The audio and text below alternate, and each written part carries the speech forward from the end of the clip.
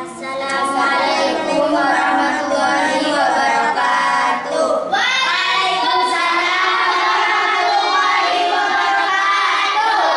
Kami santri Nasahatullah kelas 7E kelompok 5 terdiri dari Kurnia Lestari, Nadifatul Amalia, Hana Rania, Rahmawati, mempresentasikan tugas IPS 1 dengan judul menganalisa zona pembagian iklim matahari dan pengaruhnya terhadap kehidupan dalam aspek ekonomi, pedagang es cincau dan es teler masyarakat Kota Sampang, Kabupaten Sampang. Indonesia merupakan salah satu negara yang memiliki iklim tropis. Iklim tropis di Indonesia dipengaruhi oleh 3 jenis iklim, yakni iklim daun, iklim panas, dan iklim musim. Berikut adalah penjelasan mengenai iklim dan klasifikasinya. Apa yang dimaksud dengan iklim? Pengertian iklim menurut para ahli. 1. Kata Saputra 2012. Pengertian iklim yang pertama, menurut Kata Saputra, iklim adalah rata-rata keadaan cuaca dalam jangka waktu yang cukup lama yang sifatnya tetap.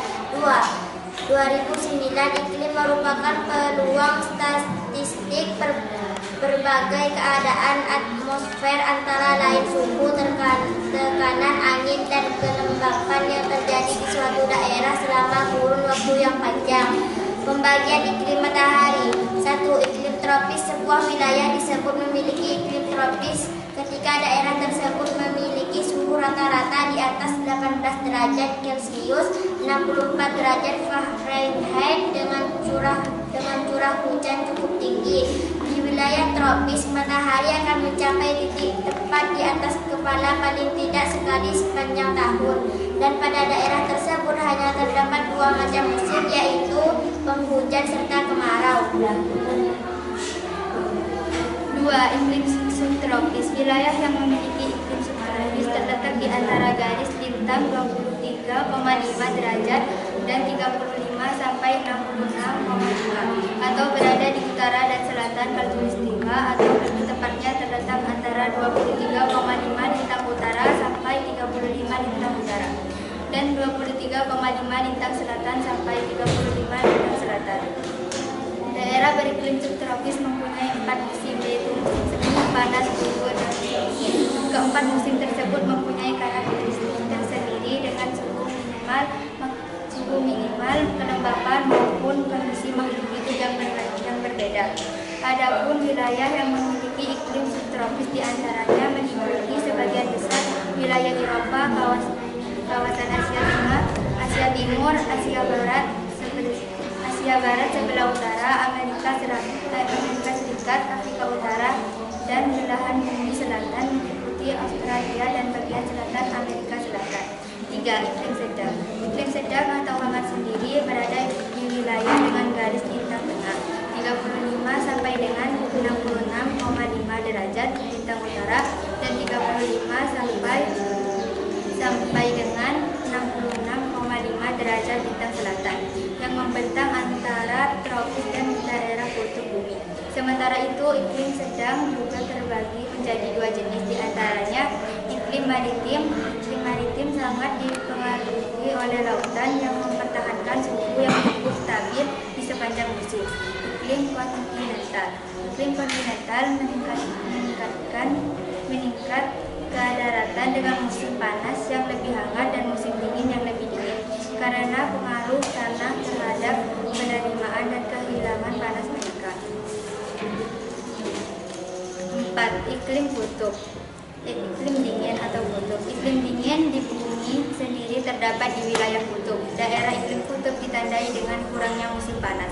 Setiap bulan dalam iklim kutub memiliki suhu rata-rata kurang dari 10 derajat Celcius sampai 50 derajat Fahrenheit.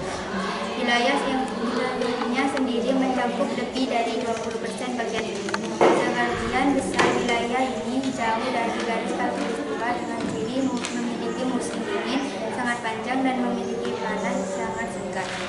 Iklim kutub terdiri dari musim panas yang dingin dan musim dingin yang sangat dingin, sehingga menghasilkan cedera tanpa pohon, gletser, atau lapisan es permanen atau semi permanen. Daerah kutub selalu tertutup salju dan sepanjang tahun. Suhu terendah yang pernah tercatat